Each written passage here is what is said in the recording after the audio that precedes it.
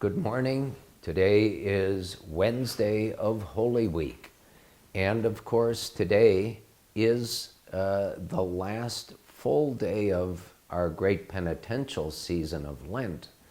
And tomorrow begins the Paschal Triduum of Holy Thursday, Good Friday, Holy Saturday. Moving us into, of course, our great and glorious and greatest of feasts, Easter Sunday, this coming Sunday. But we have to look at, first of all, how Holy Week moves almost seamlessly into a new liturgical season, the Paschal Triduum, which is the shortest of all of our liturgical seasons. We have ordinary time, we have the Advent season, and we have the Lenten season, we have the Easter season. But the Paschal Triduum, from the Mass of the Lord's Supper, which is always celebrated in the evening of Holy Thursday, moves us to Good Friday. Good Friday moves us to Holy Saturday, the day some of the great church fathers have called the Day of Abandonment.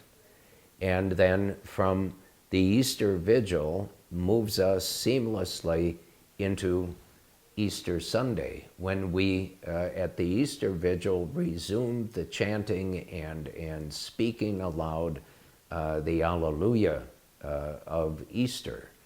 But first of all, since we began this Holy Week on Palm Sunday, the first day of Holy Week, we listened briefly to a reading of the Passion from St. Mark's Gospel. And that is coupled with the blessing of palms at the beginning of Mass and that procession of the priest with others into church, which commemorates Jesus' triumphal entry into Jerusalem. But then by the time we come to the reading of the Passion, all of those people who were waving palms and shouting Hosanna, the King of the Jews, and all of that, they become those who are berating and reviling Christ as he walks the way of the cross, carrying his cross to crucifixion. And then we progress through Monday, Tuesday, and now Wednesday of Holy Week, as I said, the last full day of Lent. And we, in a certain sense, should be doing two things: looking back to Ash Wednesday, but also looking forward to Holy Thursday, Good Friday, Holy Saturday, and Easter Sunday, because they are intimately connected. You'll remember that on Ash Wednesday, when you received ashes on your forehead and the sign of a cross, what was said to you? Repent and be faithful to the gospel, or remember you are dust, and to dust you shall return. When you think of both of those admonitions, if you will, they really go together.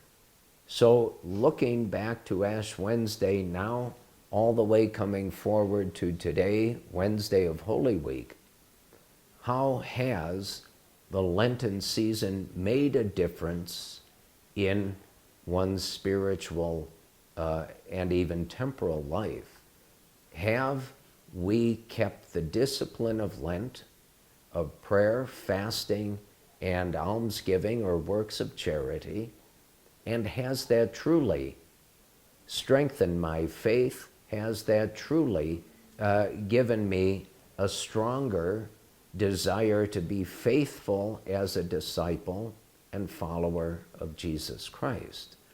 But also, as we come to the end of Lent and we enter into this new liturgical season, the most intense days of our lives of faith, beginning with the Mass of the Lord's Supper tomorrow evening, the liturgy of Good Friday, the reading of the Passion and the veneration of the cross and receiving Holy Communion. Remember, Good Friday is the only day of the year the Church does not allow the celebration of Mass. We receive Holy Communion outside of Mass, and then moving from Good Friday, the day of the Lord's death and burial, we await with our Blessed Mother and those faithful disciples on Holy Saturday, hoping, praying that, yes, the Lord will be true to his promise to rise on the third day, and we're not disappointed, because Easter is the day of our redemption, as so many of the great saints have referred to it. But today is important. It is the last full day of our Lenten season. It is the day for us to look back over our time of Lent, but it's also the day for us to prepare ourselves as best we can to live these next intense days of Holy Thursday, Good Friday, Holy Saturday, and with joy greet the risen Lord on Easter Sunday. So may God bless you in this Holy Week, and may he continue to shower upon you abundant grace.